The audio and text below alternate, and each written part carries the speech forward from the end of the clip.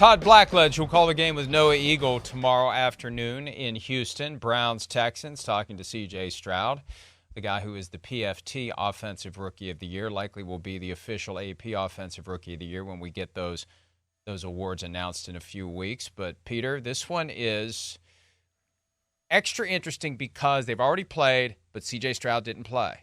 The Browns won easily, but C.J. Stroud didn't play. The Browns have Joe Flacco, who was unemployed until November 20, and C.J. Stroud has been incredible this year.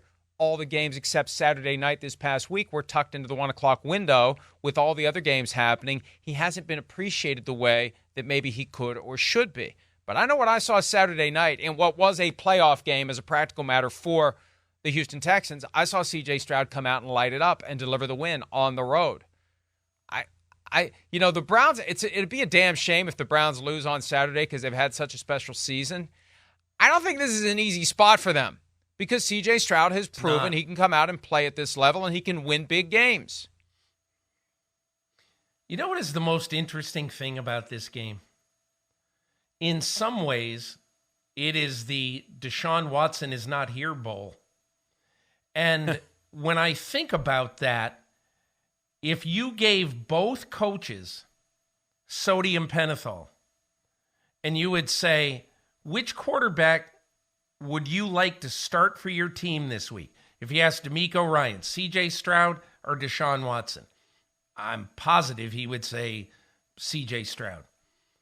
But if you ask Kevin Stefanski with sodium pentothal, who would you rather have quarterback in the team in this game this weekend? Joe Flacco or Deshaun Watson? I mean, I don't know what he would say.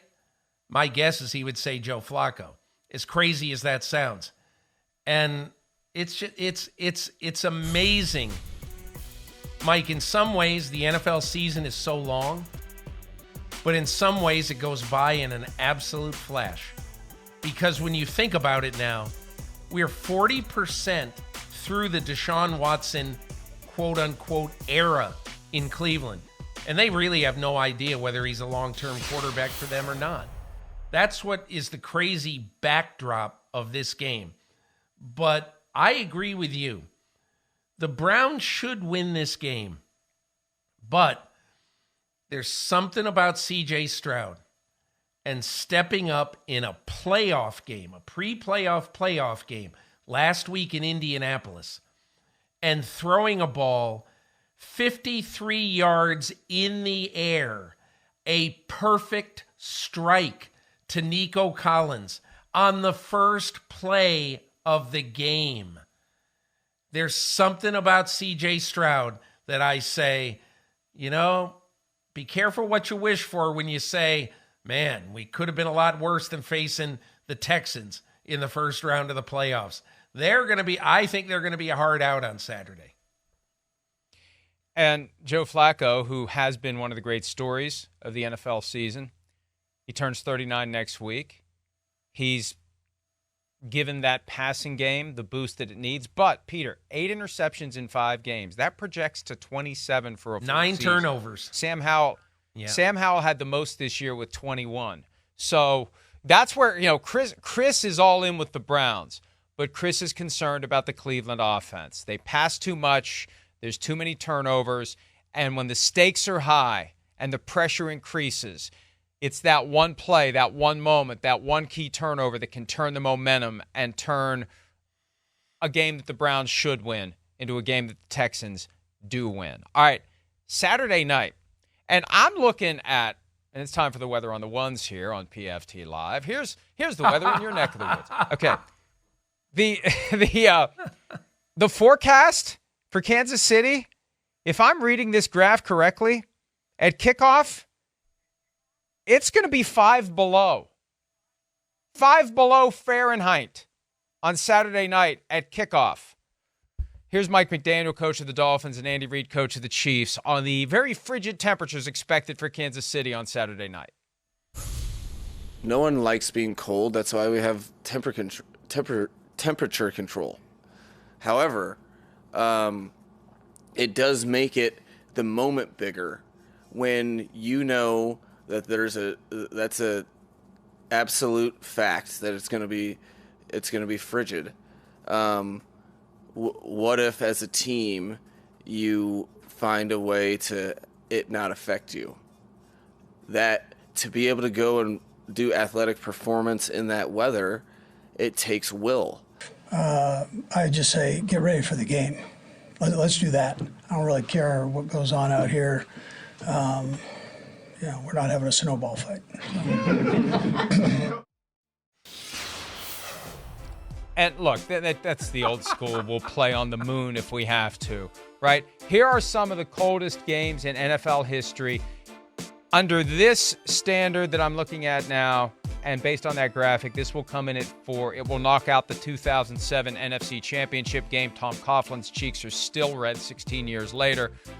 And Peter, the one thing the NFL, and you look at these games of past years, the NFL is a lot more sensitive to health and safety now than it's ever been. And I just sent an email to Brian McCarthy, the chief NFL spokesman, on this. Is there a temperature that's regarded as unsafe for players, staff, media, fans, anyone?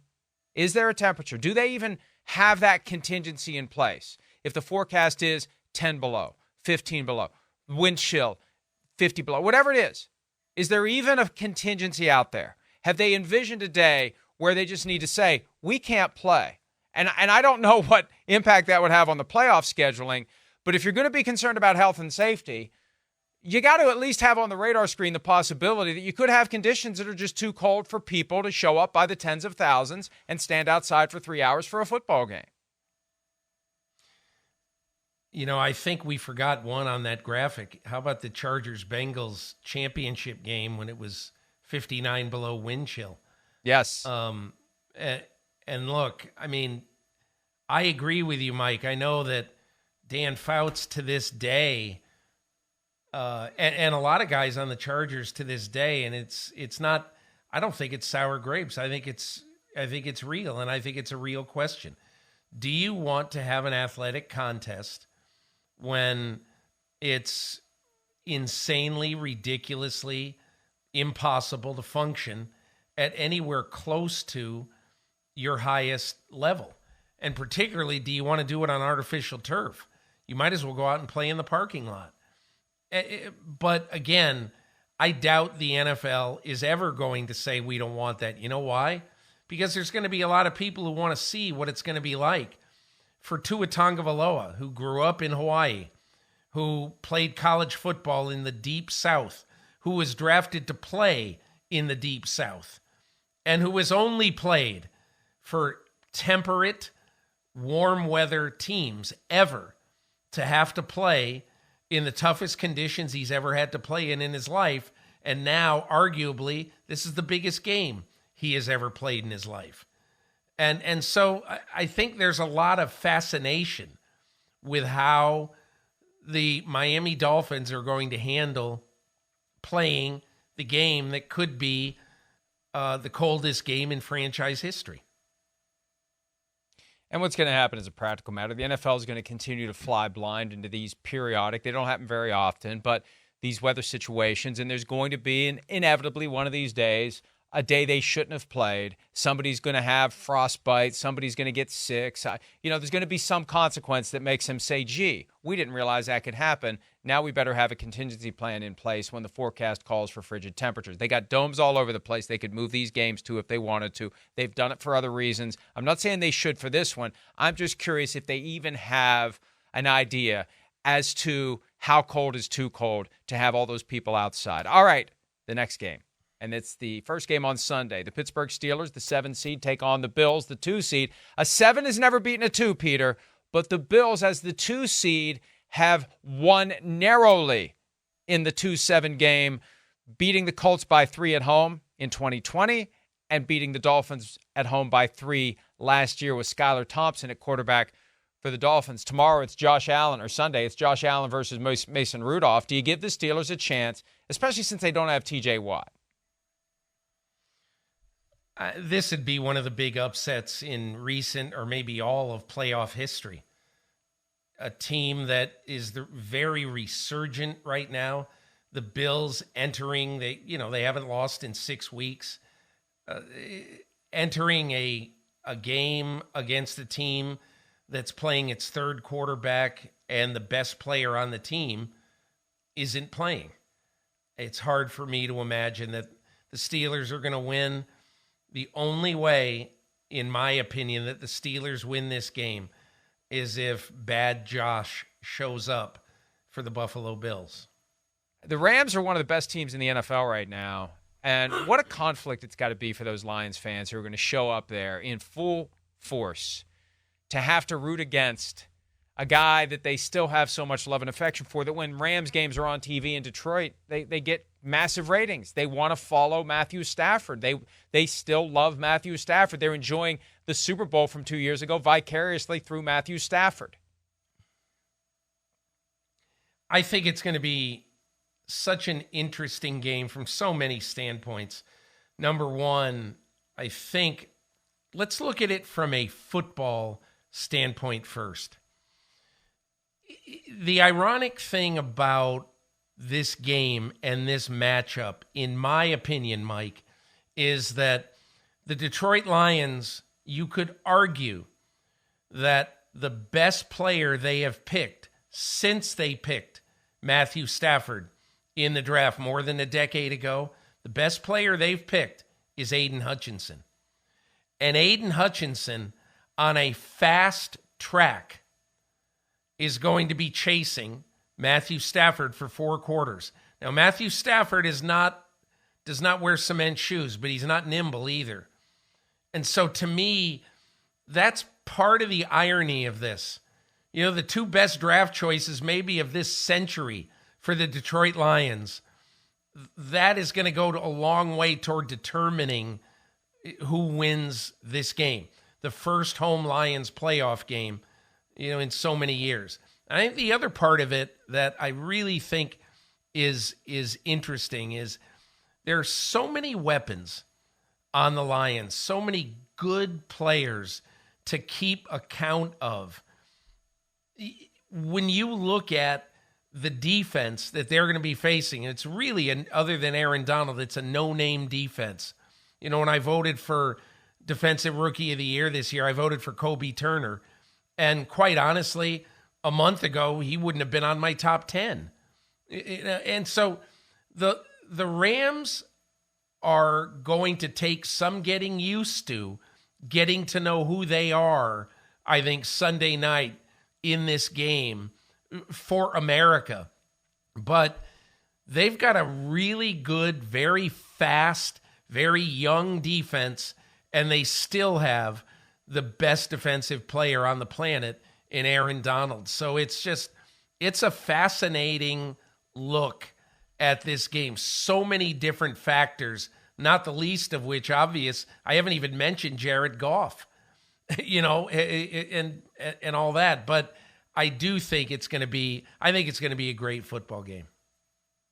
Yeah, the Goff angle, another interesting nugget here, because he was basically put out on the curb like a bag of trash by the Rams. They gave up a first-round pick as a practical matter to get him off their roster, to get him off the books. It was a 1 and a 3 for Stafford and a 1 for the Lions to please take on this Jared Goff contract. And now Goff gets a chance to prove that Sean McVay got it wrong when giving up on him when he did. And one last point before we move on to the next game. The Lions defense. Nick Mullins, 2 of the final 3 weeks of the season, torched them. Nick Mullins. Wait till Matthew Stafford and Cooper Kupp and Puka Nacua get a chance to attack that defense. It was torched twice in the final 3 weeks by Nick Mullins. Oh, and along the way, Dak Prescott and CeeDee Lamb did some pretty significant damage as well to the Detroit defense. Packers at the Cowboys, speaking of Dallas. 7-seed Green Bay, 2-seed Dallas. Mike McCarthy, the team he took to a Super Bowl win in the same stadium where he's going to play the Packers on Sunday late afternoon. Cowboys have won 16 in a row, Peter. A couple of them were close. They almost lost a couple of weeks ago in that controversial 2-point play to the Lions. We talked earlier about Bill Belichick kind of hovering over this one. I wonder what the pressure does to Mike McCarthy, what it does to the team. Does it give him a little poke, or does it make him a little too nervous?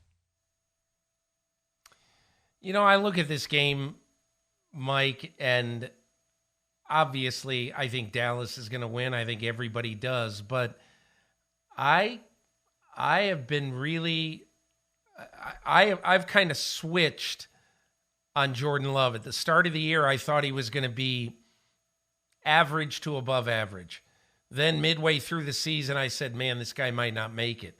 And then last 8 games, Packers are 6-2. He's thrown 18 touchdown passes with 1 interception. He has become one of the best quarterbacks in the NFC, period. And it's fitting, honestly, that he's playing the best quarterback, guy who's played the best in the NFC this year in Dak Prescott, arguably he and Brock Purdy, obviously.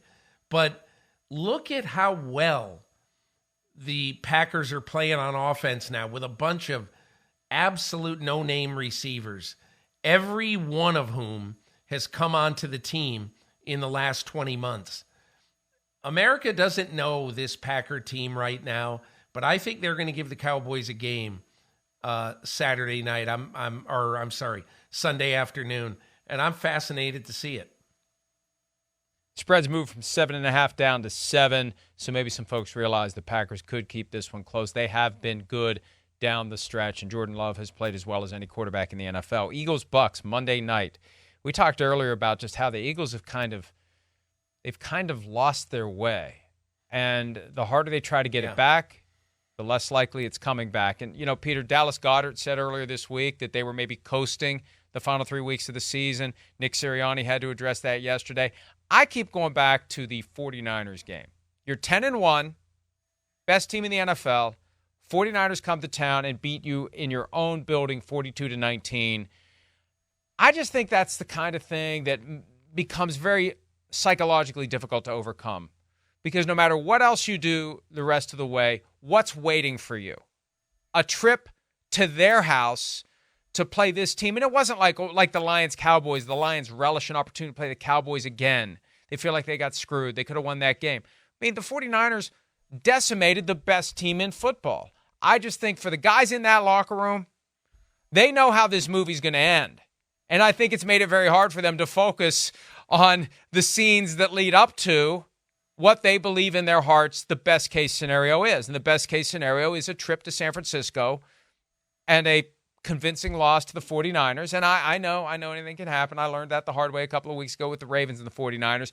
But the Eagles have already lived it in their own building. This isn't some hypothetical matchup that's never occurred. They went through it. Their bubble was popped at 10-1 by the 49ers, who came in there and stomped them, and that's what's waiting for them. I feel like that's the root of this reality, that you've got a bunch of guys who are just like, hey, last year was our chance.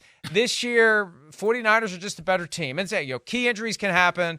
And that's for the coach. The coach has to keep these guys focused. And I think that's what this all comes back to. And that's why there's this vague sense Nick Sirianni could be on the hot seat, because this all comes back to the failure of the coaches to get these guys focused week in and week out. They've got the talent. They're just not delivering. And when that happens, whose fault is it, Peter, other than the coach? You've got an aging team that is in a bad slump. And the past 2 weeks, the head coach of this team has pulled the fire alarm. And his team has responded with desultory losses to the Arizona Cardinals and the New York Giants. And by the way, they haven't lost to the New York Giants since mastodons roamed the earth. So when you look at the way the Philadelphia Eagles are playing right now, the most surprising line I've seen in an NFL game this year is the Philadelphia Eagles being favored by anybody in a playoff game on the road. I do not understand. Look, I'm so happy I don't gamble. I'm deliriously happy I don't gamble. Because if that's the world, if it seems logical to someone that the Philadelphia Eagles are a favorite on Monday night, then it's a world that I just don't tread the same ground in as people who watch football and make decisions like that.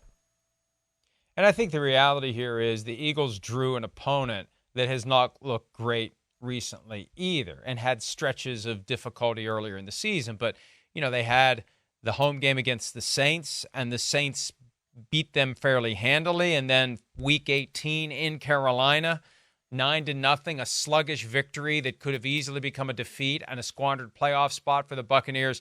So I think that's why the Eagles are favored. And also the people who are placing the bets drive the line. And most people are going to look at the Eagles and think this is a team that is capable of finding that switch, flipping it, and getting back to where they were. I'm not sure they can. And Peter, the one thing that I think could be a huge factor here, they'll know on Monday where they go if they win.